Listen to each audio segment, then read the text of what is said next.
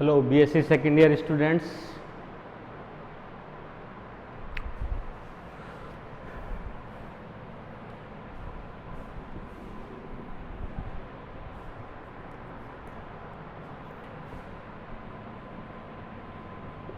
BSc second year paper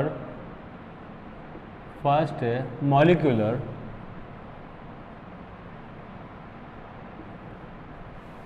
and biotech, ठीक है, molecular and biotech. इसमें हमारा जो टॉपिक है आज का वो है chemical nature of DNA molecule,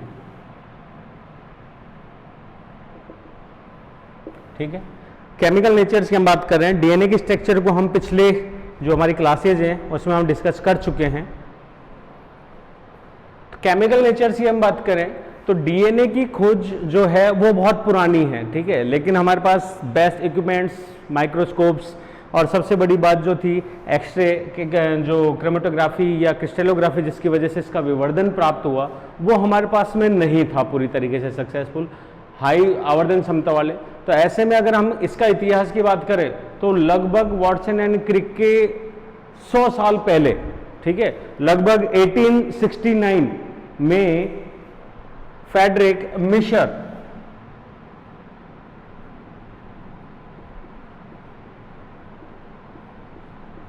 जो एक फीमेल एक तरीके से मॉलिक्यूलर बायोलॉजी में साइंटिस्ट थी, उन्होंने इसको लगभग 1869 के अंदर जो है वो डीएनए की संरचना का ज्ञान किया या उसको बताया, क्लियर है। दूसरा, उन्होंने एक्सरेज द्वारा डीएनए की डबल हेलिक्स जो स्ट्रक्चर थी उसका भी क्या कर लिया था, पता लगा लिया था, क्लियर है। प्लस उसके अंदर जो क्षार क्रम थे उनका उन्होंने बॉन्डिंग्स का क्लियरली सारा बता दिया था, लेकिन बदकिस्मती से या उनकी रिसर्च के अकॉर्डिंग अपन बात करें तो उनकी रिसर्च को उस वक्त मान्यता प्राप्त नहीं हुई, वो अपने इनको पेटेंट्स नहीं करा पाई और लगभग उनकी रिसर्च के 100 साल बाद अगर अपन बात करें तो 1953 में फर्स्ट जो थे वो वाटसन एंड क्रिक ने डीएनए की डबल हेलिक्स स्ट्रक्चर या मॉलिक्यूलर मॉडल प्रस्तुत किया, जिनके लिए उन्हें नोबेल प्राइज से सम्मानित किया गया। तो एक्चुअली में जब नोबेल प्राइज दिया जा रहा था तो जो मिशर थी वो नहीं थी, ठीक है, तो ये एक अलग है, लेकिन उन्होंने 100 साल पहले डीएनए की संपूर्ण जो संरचना है रासायनिक उसका उल्लेख कर दिया था, क्लियर है। तो ऐसे में हम डीएनए की जो मॉलिक्यूलर स्ट्रक्चर थी उसमें काफ़ी कुछ पढ़ चुके हैं, लेकिन एक बार वापस इसमें रिपीट कर लेते हैं क्योंकि हम उसकी केमिकल स्ट्रक्चर की बात कर रहे हैं। तो केमिकल स्ट्रक्चर में बेसिकली डीएनए जो है वो द्विरज्जुई संरचना है और दोनों रज्जु जो हैं एक दूसरे के पैरेलल लेकिन विपरीत, एक दूसरे के पैरेलल लेकिन विपरीत, 3 से 5 तो दूसरा होगा 5 से 3 प्राइम के बीच में, ठीक है। एक वाटसन एंड क्रिक ने इसकी आणविक संरचना दी थी, उन्होंने इसकी आणविक नहीं दी थी और ये बहुत ज्यादा मान्य है डीएनए को समझने के लिए भी और उसके अंदर रिकॉम्बिनेशन के लिए भी। तो उन्होंने बेसिकली डीएनए को केमिकल स्ट्रक्चर के आधार पर अगर अपन कहें तो हम यहाँ पे केवल इसका केमिकल कंपोजिशन पढ़ेंगे और उस केमिकल कंपोजिशन में डीएनए की संरचना बेसिक 3 कंपोनेंट से मिलकर बनी है। First is ribose, sugar. Second हम बात जो करेंगे वो हो जाएगी राइबोज शुगर के बाद में राइबोज को डीऑक्सी लिख देते हैं क्योंकि बाद में फिर आपको कंफ्यूजन होगा।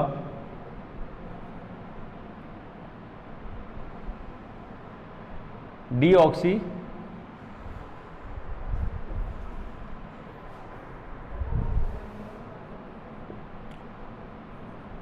डीऑक्सी राइबोज शुगर, ठीक है। सेकंड जो हम बात करेंगे वो हो गया फॉस्फोरिक एसिड, तीसरा जो मेन कंपोनेंट यहां पे हम बात करेंगे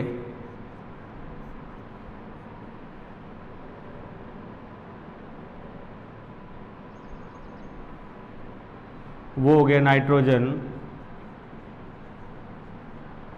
बेस। इन्हीं की वजह से डीएनए को भी हम एक क्षार कहते हैं, जबकि डीएनए को पहले अगर हम कहें तो न्यूक्लिक में मिलने के कारण उसके इन क्या बोलते हैं कंपोनेंट्स के कारण और फॉस्फोरिक एसिड के कारण हम उसमें क्या बोलते थे एक अम्ल के रूप में, इसलिए हमने उसका नाम रखा हुआ था न्यूक्लिक एसिड। ठीक है, तो उसमें क्षार क्रम जो है वो नाइट्रोजिनस बेसिस है। तो हम एक एक को इलिब्रेट यहां पे करें तो डीऑक्सीराइबोस शुगर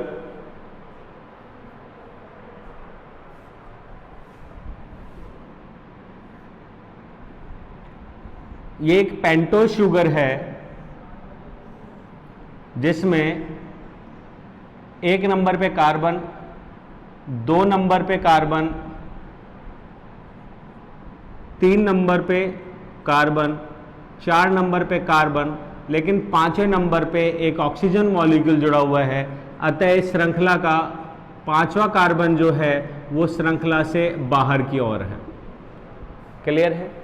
वैलेंसीज पूरी करते हैं तो कार्बन की 4 होने के OH, H, H, OH, OH, H, ये H और ये हो गया CH2OH। क्लियर है? That is ribose sugar. एक पेंटोस शर्करा है, शुगर मॉलिक्यूल है जिसके 1 नंबर पे ऑक्सीजन जुड़ा हुआ है, जिसको हम काउंट नहीं कर रहे क्योंकि श्रृंखला कार्बन से जुड़ेगी, वो काउंट होती है। तो 1, 2, 3, 4 और ये हो गया 5वां नंबर। क्लियर है? अब डीएनए में जो कि हमें उस वक्त नहीं बाद में पता चला है इस चीज का रिसर्च के अकॉर्डिंग कि डीएनए की राइबोज शुगर में और आरएनए की राइबोज शुगर समान है, लेकिन उसमें एक छोटा सा अंतर है। वो ये है कि राइबोज शुगर के कार्बन नंबर 2 में एक ऑक्सीजन एटम जो है वो लैप्स है, कमी है। क्लियर है? यही कारण है कि इसमें एक ऑक्सीजन मॉलिक्यूल की कमी है, अतः हम इसको डीऑक्सी, यहां अगर डाई होता DI का मतलब होता है 2 जुड़ गया, लेकिन DE का मतलब होता है V और V का मतलब होता है टूटना। जैसे कि कार्बोक्सिलीकरण तो उसका डी कार्बोक्सिलेशन का हिंदी हो जाता है V कार्बोक्सिलीकरण, अर्थात कार्बन का कम हो जाना, टूट जाना। वही V फास्फोरीकरण, फास्फेट ग्रुप का टूट जाना। V D oxidisation, oxygen molecule का टूटना। तो यहां पे D का मतलब है कमी, कि राइबोज शुगर में एक ऑक्सीजन की कमी जो है, इस प्रकार की राइबोज शुगर किस में मिल रही है? डीएनए में। तो यहां पे इसका नाम हो गया डीऑक्सी राइबोज शुगर।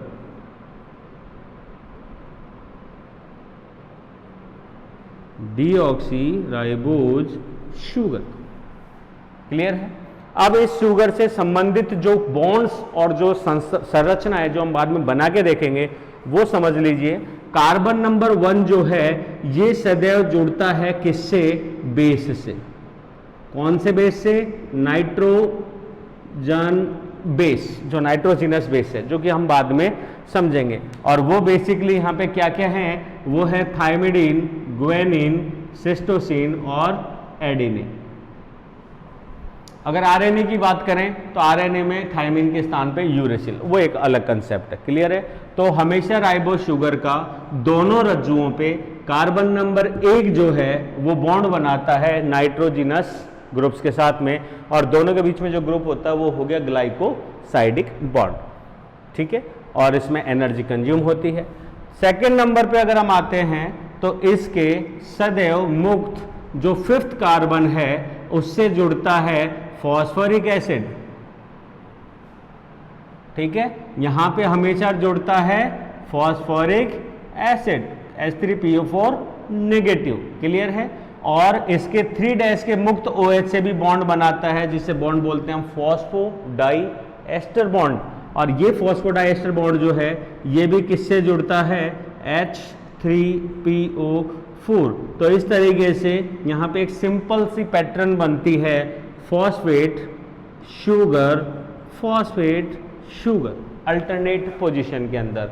और ये एक तरफ के रज्जु की बात कर रहे हैं जो कि उस रज्जु की बैकबोन बनाती है, ठीक है। उसी तरीके से एक बैकबोन जाएगी दूसरी तरफ, वो भी सेम इसी तरीके से।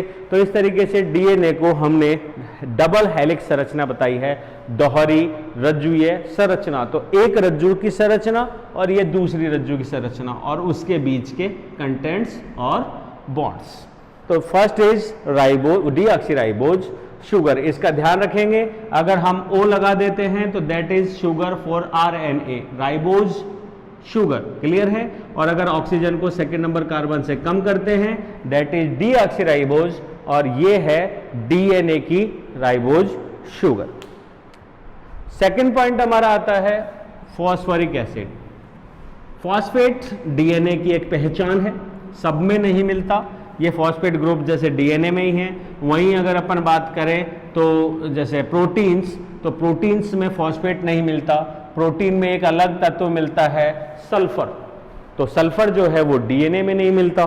तो ये दोनों के एक मार्जिनल इफेक्ट्स हैं जो हमें बाद में एक रिसर्च में भी क्या बोलते हैं एनालिटिकल बेसिस में भी काम आते हैं। तो फॉस्फोरिक अगर एसिड की हम बात कर रहे हैं तो ये फॉस्फोरिक एसिड है और इसके सेंट्रल फॉस्फोरस से आंशिक OH ग्रुप, पूर्ण OH ग्रुप, और एक जो है वो ऑक्सीजन एटम जो है इससे जुड़ा होता है सिंपल। और इसकी बॉन्डिंग की वजह से और अल्प द्विबंध के कारण हल्का सा ऑक्सीजन जो है वो यहाँ पे आंशिक ऋणावेश जो है वो शो करता है इसके क्या बोलते हैं आवेश उदासीन या आदेश स्थायित्व के लिए, क्लियर है। और जब ये बॉन्ड बनाता है किससे, शुगर से, तब इनका आवेश जो है स्थानांतरण से क्या हो जाता है, एक तरीके से स्थायित्व या उदासीन हो जाते हैं। ये हो गई। तो यहां पे that is phosphoric acid.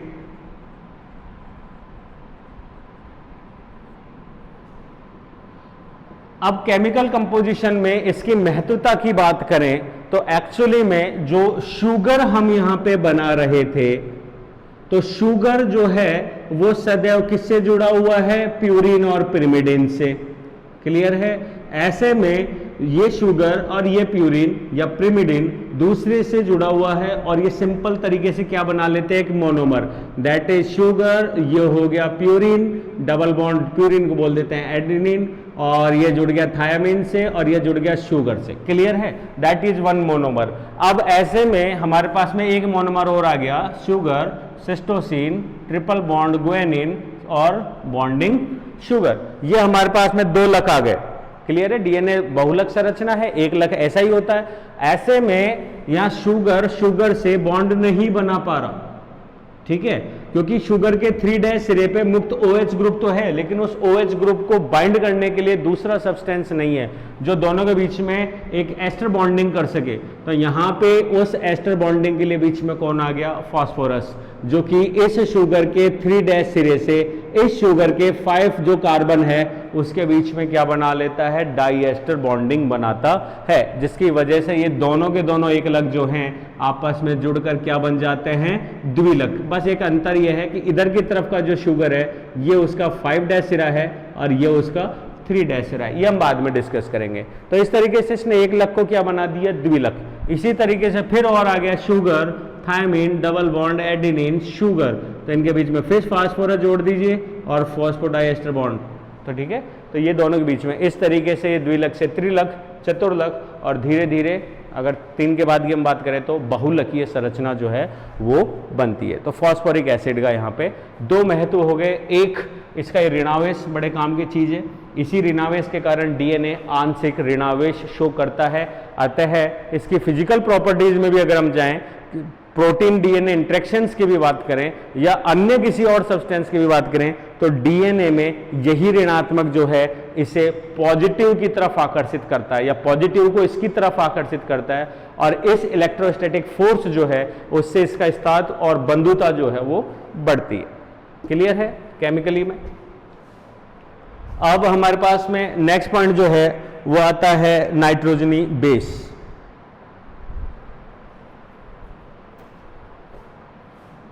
नाइट्रोजनी base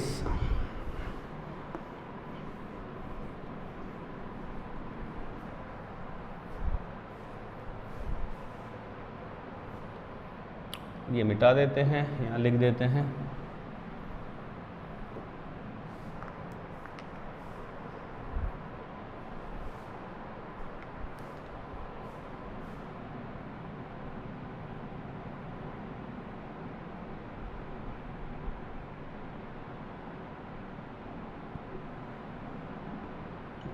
F mixture. Third point जो हमारा चल रहा है वो है नाइट्रोजीनस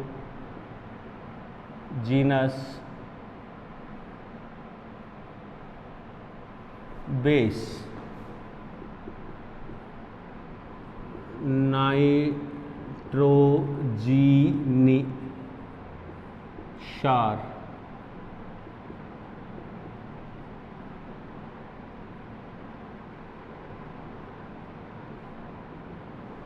ठीक है। नाइट्रोजनस क्षार की हम बात करें तो यहाँ पे दो टाइप के नाइट्रोजनस क्षार जो हैं वो हमें दिखाई देते हैं या यहाँ पे उपस्थित होते हैं। फर्स्ट इज प्यूरिन्स, क्लियर है, और सेकंड जो हो गए वो हो गए प्रिमिडीन।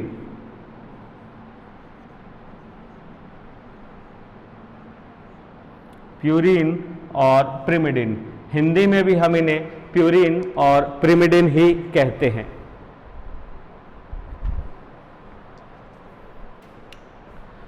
सामान्यतः स्ट्रक्चर से पहले एक सिंपल सा एग्जांपल दे दूं जिससे हमको याद रहेगा। प्यूरिन हमारे इस डीएनए में जो हम 4 नाइट्रोजन क्षार जानते हैं, एडेनिन, थायमिन, ग्वानिन और सिस्टोसिन, तो उसमें एडेनिन एंड ग्वानिन जो है वो क्या है, प्यूरिन्स होते हैं। और अगर अपन प्रिमिडिन्स की बात करें तो थायामीन, सिस्टोसिन, और एक आरएनए के लिए हम बात करें तो अलग से ब्रैकेट में डाल देते हैं यूरेसिल, अलग से ब्लू कलर से शो कर देते हैं इसको, that is uracil. Simple structure की हम बात करें तो प्यूरिन जो है वो द्विवलय होती है, एक हेक्सा और एक पेंटा, ठीक है। 5 कार्बन की वलय है,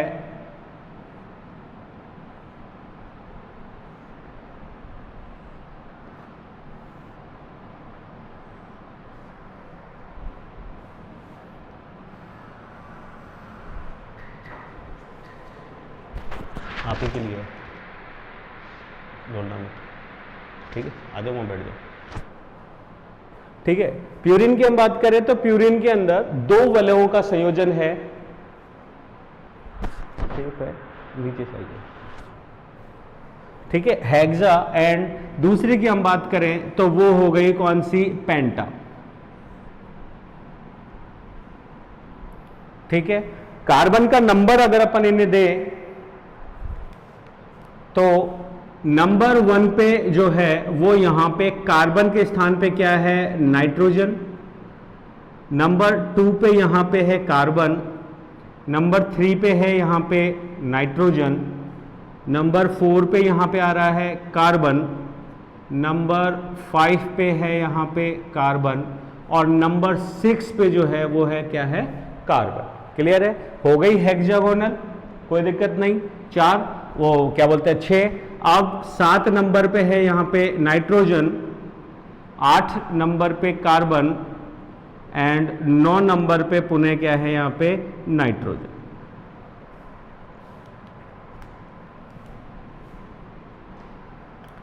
इसमें सामान्यतः कार्बन 4 व 5 के बीच में वैलेंसी कंप्लीट के लिए यहां पे हमेशा एक तरीके से द्विबॉन्ड, 7 और 8 के बीच में द्विबॉन्ड, और 2 व 3 के बीच में द्विबॉन्ड आपको मिलेगा, बाकी इसकी वैलेंसीज हैं, ठीक है। तो ये एक सामान्य संरचना है किसकी, प्यूरिन की। प्रिमिडिन की बात करें तो इसमें केवल एक ही हेक्सागोनल रिंग है,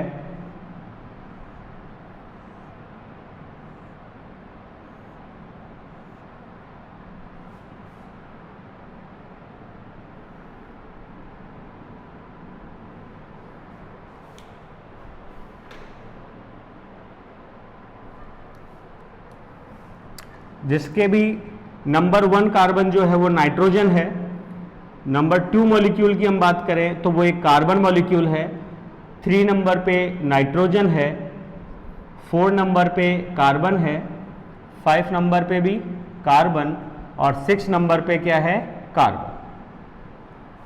ठीक है, वैलेंसीज की हम बात करें तो इसके 4 और 5 के बीच में द्विबॉन्ड, बस इतना ही। अब संरचना की अगर हम बात करें वैलेंसीज में तो मेन बेसिक स्ट्रक्चर जो आती है वो ये है, जो कि आपको याद भी रखनी है और समझना भी है। पिरिमिडिन्स जो हैं वो अपने कार्बन नंबर 9 जो कि एक एक्चुअली में नाइट्रोजन मॉलिक्यूल है, इससे सदैव राइबोज शुगर,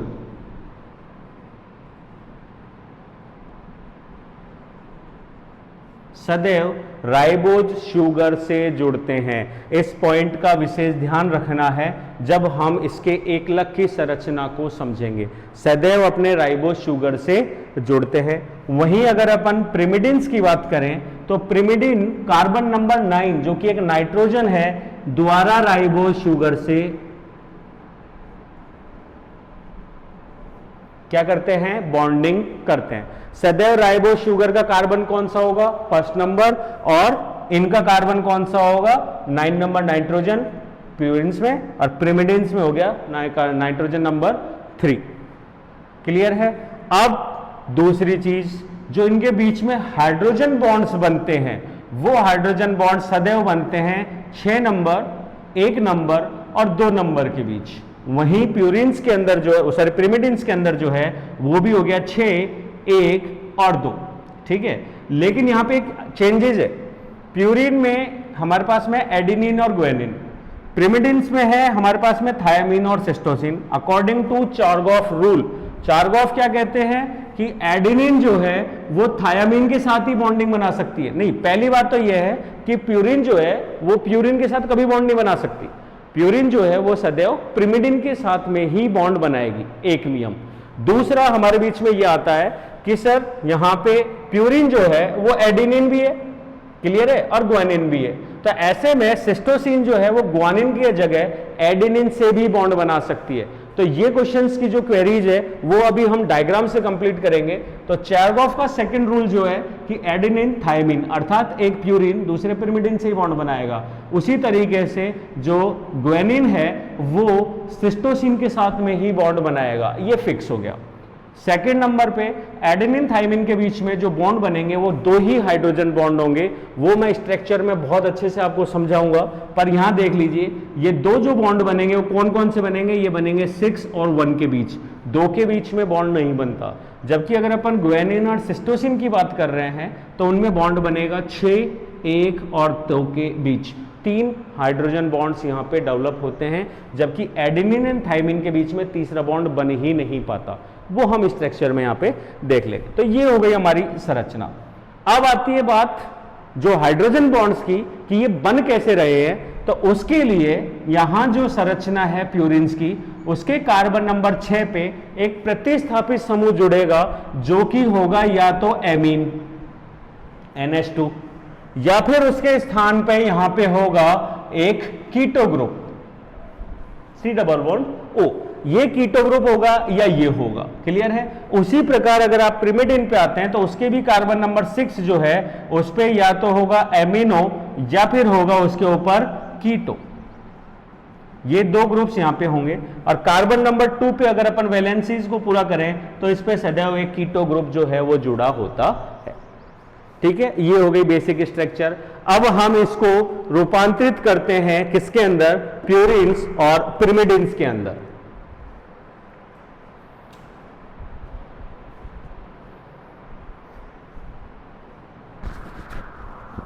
नाइस, ठीक लग रहा है। अब तक तो डेमो ही देखा था। पॉज नहीं होता ना, ये है आधे घंटे में पॉज होता है। मैं पॉज करना नहीं चाह रहा इसको, है ये मैं 10-1 मिनट और खींच लेता हूँ, फिर तोड़ूंगा इस वीडियो को। मेरे को यार आज जाना था, बैंक ऑपरेट करना है लॉकर, और 3 बजे निकलूंगा तब 4 बजे पहुँचूंगा। वो यूँ बता नीचे बात पॉजिटिव हुई कि नेगेटिव। हेलो, तीन डिग्री लोगे बस। कम करेंगे तीन तो यार, कम करेंगे, बहुत कम करके कम से कम 18 तो रखता जो हम जैसे भी बचते। पूरा फ़ोन चार्ज में नहीं तो तेरे को फ़ोन से टाइम वाला था कि कुछ ऐसा करो तेरे को पकड़ के अंदर चल जाए।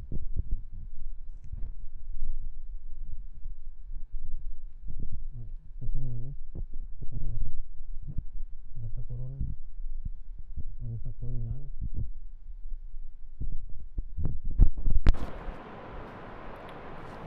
अब इनको एक बार फॉर्मुलेशन करके देख लेते हैं। इस स्ट्रक्चर को दिमाग में रखिए, बार बार बनाने की जगह यहाँ पे। तो हम इसको किस में, सबसे पहले एडेनिन में कन्वर्ट करके देखते हैं। यहाँ बीच में लिख देता हूँ ताकि हमको दूर से दिखेगा एडेनिन। क्लियर है? तो एडेनिन में हम क्या कर रहे हैं, वही एमिनो ग्रुप NH2, ये हो गया H और ये हो गया H। यहां पे अगर अपन लेके आए तो यहां पे वैलेंसीज कंप्लीट करने के लिए क्या हो रहा है, एक द्विबंध बन जाता है नाइट्रोजन के 3। यहां पे जो C है ये कितना हो गया 3, that is CH, nitrogen complete, carbon carbon nitrogen, ये H और ये भी नाइट्रोजन क्या हो गया H। जब ये राइबो शुगर से जुड़ेगा तो ये हो गया complete, that is formulation of adenine. इसी प्रकार से एडेनिन के साथ हम बनाते हैं ग्वानिन।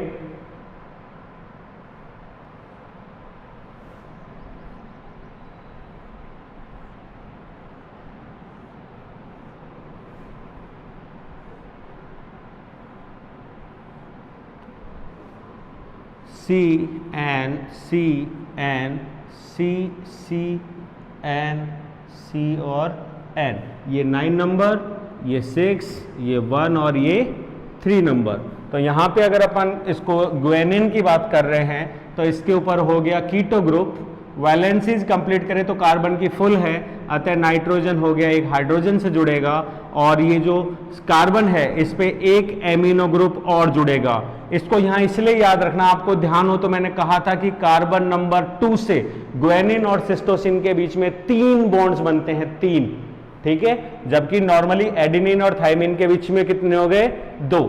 नाइट्रोजन की वैलेंसी को अगर हम पूरा करें तो 1 2 3, एक द्विबंध द्वारा नाइट्रोजन की वैलेंसी, ये बॉन्ड आएगा ही, ये बॉन्ड आएगा, hydrogen and hydrogen, that is the structure of किसकी हो गई, ग्वानिन। सिंपल, क्लियर है? इन स्ट्रक्चर्स को ध्यान रखिए, ये हमारे मोनोमर्स के सिंथेसिस में काम आएगा। वहीं पिरिमिडिन्स पे आइए।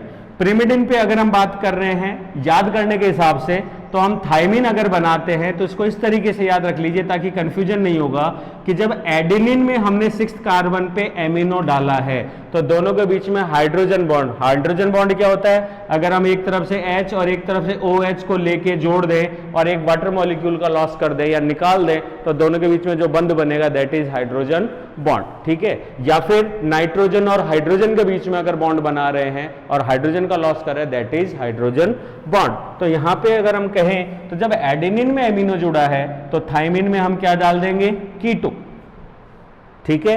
वैलेंसीज अगर कंप्लीट करें तो 1 2 3 4 कंप्लीट है तो नाइट्रोजन पे हो गया हाइड्रोजन, कार्बन कंप्लीट है, इस नाइट्रोजन के ऊपर भी एक हाइड्रोजन और ये कंप्लीट है तो ये हाइड्रोजन और यहां पे एक जोड़ देंगे ethyl group CH3।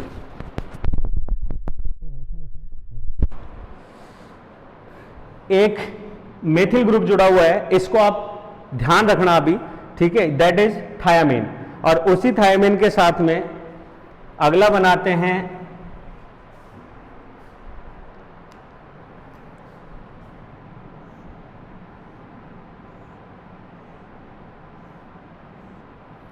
That is cytosine और इसके कार्बन नंबर 6 पे हम जोड़ देंगे कीटो, क्योंकि ग्वानिन के कार्बन नंबर 6 उल्टा हो गया, ग्वानिन के कार्बन नंबर 6 पे कीटो है तो यहां पे जुड़ेगा एमिनो। क्लियर है? एक नंबर पे नाइट्रोजन 1 2 3 4, तो इसके लिए इसकी बॉन्डिंग्स कर देते हैं। तो द्विबंध से वैलेंसी कंप्लीट, कार्बन के ऊपर एक कीटो ग्रुप, ठीक है, यहां नाइट्रोजन 1 2 3 4 कंप्लीट तो NH, और ये जो 5 और 6 4 और 5 जो कार्बन है उसके ऊपर वैलेंसी कंप्लीट करने के लिए hydrogen and hydrogen. Simple formulation. अब एक एक्स्ट्रे की बात करें जो कि आरएनए के अंदर है, तो वो एक तरीके से आइसोमर फॉर्म है किसकी, थायमिन की। यहां ब्लू पेन से मैं यूरेसिल को बना रहा हूं।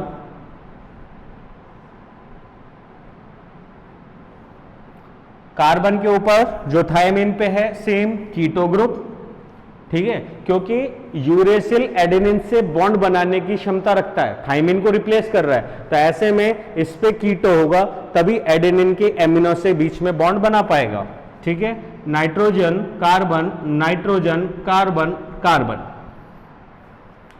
जो मेन अंतर है दोनों में, वैलेंसीज को कंप्लीट करें तो hydrogen keto group, hydrogen and double bond 4 और 5 के बीच, और ये हाइड्रोजन हो गई इसकी वैलेंसी के लिए। अब जो सबसे बड़ा अंतर वो ये है कि यूरेसिल और थायमिन के कार्बन नंबर 5 पे जो एक्स्ट्रा मेथिल ग्रुप जुड़ा था वो यूरेसिल के ऊपर नहीं होगा, वो यूरेसिल के ऊपर नहीं होगा। केवल यही दोनों के बीच में एक छोटा अंतर है जो थायमिन को यूरेसिल से क्या करता है, चेंज करता है। ये हो गया। अब हम इसका एक बार बॉन्डिंग्स की बात करते हैं। एक बार पॉज करके बना लीजिए, देख लीजिए।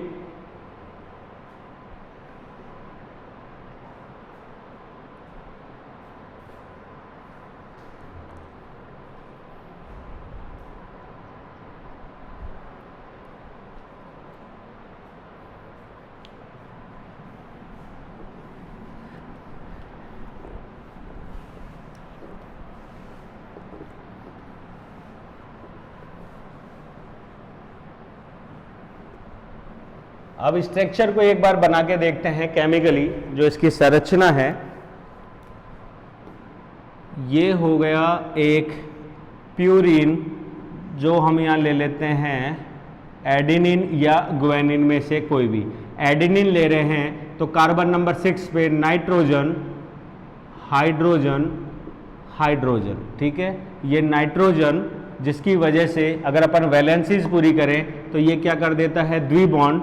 यहाँ पे कार्बन है जो कि जोड़ता है केवल एक हाइड्रोजन, नाइट्रोजन जो है 3 नंबर पे, और carbon and carbon double bond. 7वें नंबर का नाइट्रोजन, 90 नंबर का नाइट्रोजन, और ये 8वें नंबर का है यहाँ पे कार्बन। क्लियर है? That is structure of adenine simple way में। ऐसे में फर्स्ट बॉन्डिंग कौन सी, ग्लाइकोसाइड। ये क्वेश्चन है इंपॉर्टेंट आपके न्यू टाइप के लिए, ग्लाइकोसाइड्स के लिए पूछा जाता है।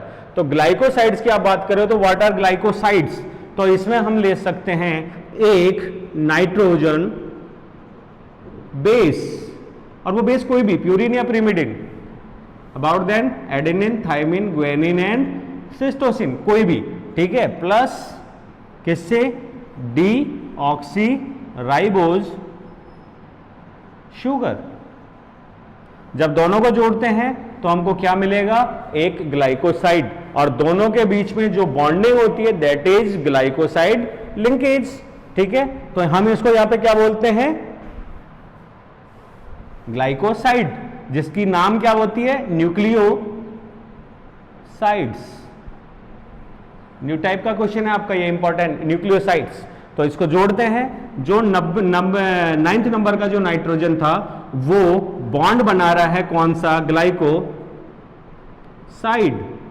किसके साथ में बॉन्ड बना रहा है, ये बॉन्ड बना रहा है राइबोज शुगर, और राइबोज शुगर में कौन सा, कार्बन नंबर 1 के साथ 2 कार्बन, 3 कार्बन, कार्बन नंबर 4 और कार्बन नंबर 5, और इस कार्बन नंबर 5 से कौन जुड़ गया, H3PO4 नेगेटिव, ठीक है।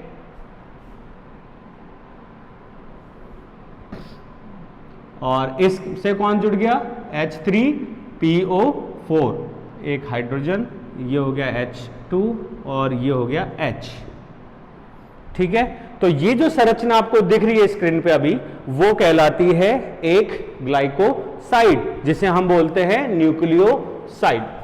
क्लियर है? अब एडेनिन अगर जुड़ेगा तो उसी हिसाब से इनके नाम हो जाएंगे, जैसे कि एडिनोसिन ग्लाइकोसाइड है, थायामीन जुड़ेगा तो थाइमिडीन, ठीक है, क्या बोलते हैं, ग्लाइसिन जुड़ेगा तो ग्लाइसिडीन, और सिस्टोसिन जुड़ेगा तो सिस्टिडीन। तो ये जो डीन शब्द जुड़ रहा है वो किसकी वजह से जुड़ रहा है? बॉन्डिंग की वजह से, और इसके नाम से ही हम समझ सकते हैं कि ये ग्लाइकोसाइड है या ग्लाइकोटाइड। नेक्स्ट पॉइंट, इसी से रिलेटेड एक और, ये तो हमारा हो गया ग्लाइकोसाइड। अब हमारा आता है question, what are nucleotide? Nucleotide, तो न्यूक्लियोटाइड में अगर हम बात कर रहे हैं तो न्यूक्लियोसाइड प्लस फॉस्फोरिक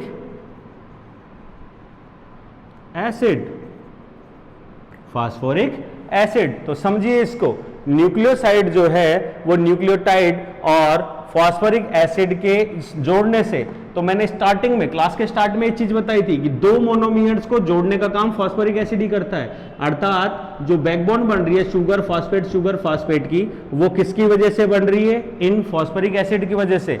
तो न्यूक्लियोसाइड में और फॉस्फोरस के बीच में जो बॉन्ड बनता है that is diester bond. Clear है? और ये डाइएस्टर बॉन्ड दो हम इसलिए बोल रहे हैं क्योंकि राइबो शुगर का एक बनता है कार्बन 5 के साथ और एक बनता है कार्बन 3 के साथ। क्लियर हो गया? तो ये हो गया न्यूक्लियोटाइड्स। और न्यूक्लियोटाइड्स की अगर हम बात करें तो हम इसको बोलते हैं डीऑक्सी राइबोज एडेनिन, ठीक है, ATP, then deoxyribose GTP, CTP and deoxyribose thymidine triphosphate DDTP. जब ये एक्टिवेट होते हैं किसके लिए? रेप्लिकेशन के लिए, डीएनए रेप्लिकेशन के दौरान। तो दीज आर न्यूक्लियोटाइड्स। अब इस श्रृंखला को आगे बढ़ाते हैं।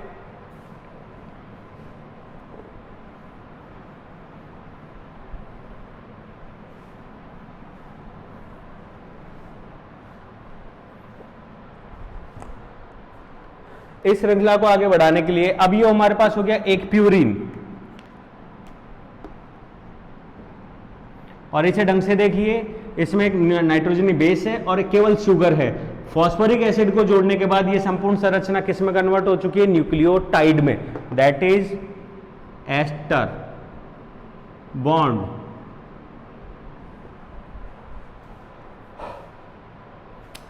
सेकेंड स्ट्रक्चर में अब हम लाते हैं एक प्रिमिडिन्स को, तो ये प्रिमिडिन की स्ट्रक्चर हो गई।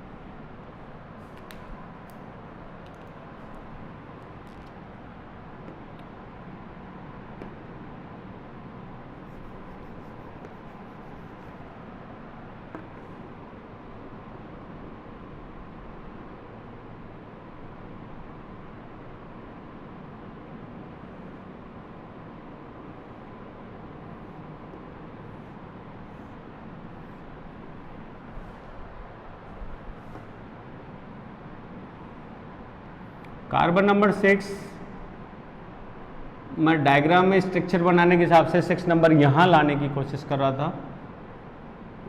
ये हो गया कार्बन नंबर 1 जिसको हम नाइट्रोजन बोलते हैं, 2 पे हो गया कार्बन, 3 पे हो गया नाइट्रोजन, 4 नंबर पे कार्बन और 5 नंबर पे भी कार्बन। नंबरिंग डाल देता हूँ जिससे कन्फ्यूजन नहीं होगा।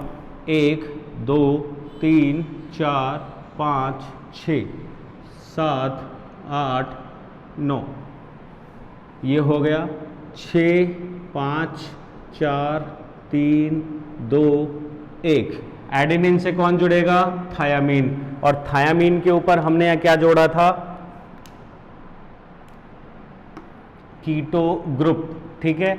और यहाँ पे हमारे वैलेंसीज कंप्लीट करने के लिए यहाँ पे था हाइड्रोजन, और यहाँ पे जो जुड़ा हुआ था वो था एक कीटो। यस,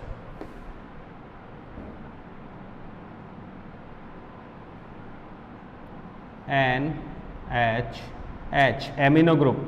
ये हो गए वैलेंसी हर H 1 2 3 4 1 2 3 1 2 3, ये एक बॉन्ड और ये एक बॉन्ड। थायमीन था इसलिए कार्बन नंबर 5 पे एक मेथिल ग्रुप, ठीक है। अब जैसा कि शुरू में कहा, कार्बन नाइट्रोजन नंबर 3 और नाइट्रोजन नंबर 9 से ग्रुप जुड़ा हुआ है किसका? शुगर का।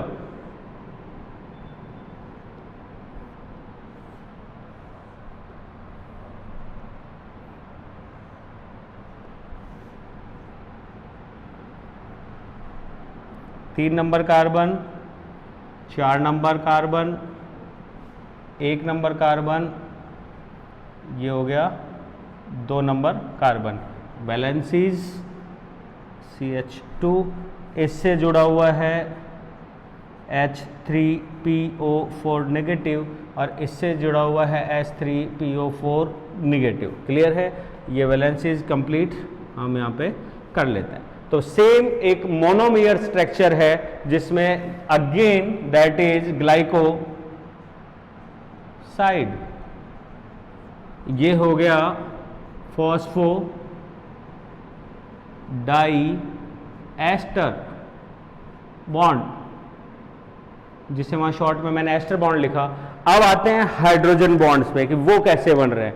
तो मैंने कहा था आपको सिस्टीन एंड ग्वानिन के बीच में 6 1 और 2 के बीच में 3, जबकि एडेनिन एंड थाइमिन के बीच में बन रहा है 6 1 और केवल 6 1।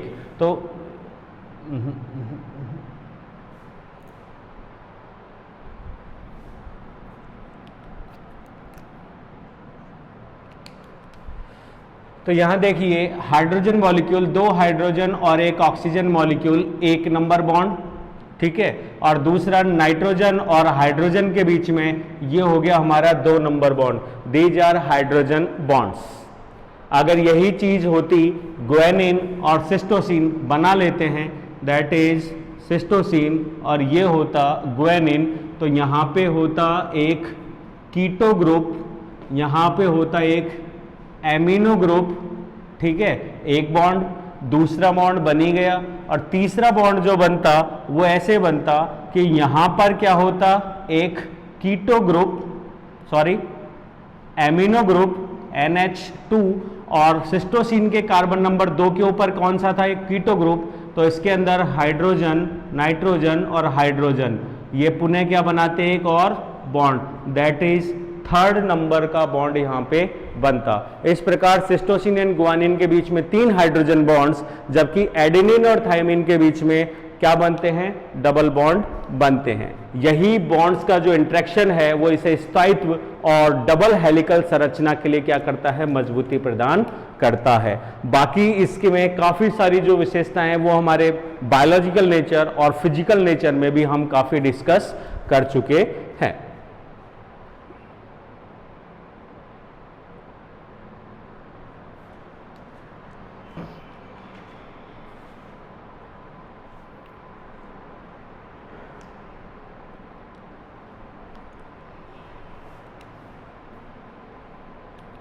तो केमिकल नेचर में इतना ही। नेक्स्ट क्लास जो है वो हम पढ़ेंगे इसकी फिजिकल नेचर्स, ठीक है। आज के लिए थैंक्स।